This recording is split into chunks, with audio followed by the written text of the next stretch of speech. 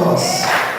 Nós precisamos aprender a fazer com que o nosso louvor rompa a barreira desse inferno e chegue diante do Senhor. Porque quando nós chamamos a atenção de Deus, Jesus faz igual ele fez com o viúva.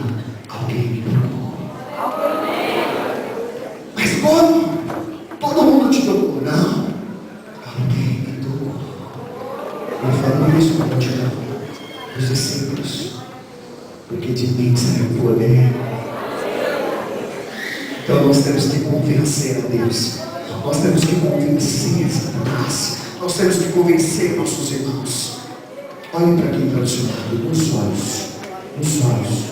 Você vai convencer essa pessoa de algo poderoso. Olha nos olhos, não olha para mim não.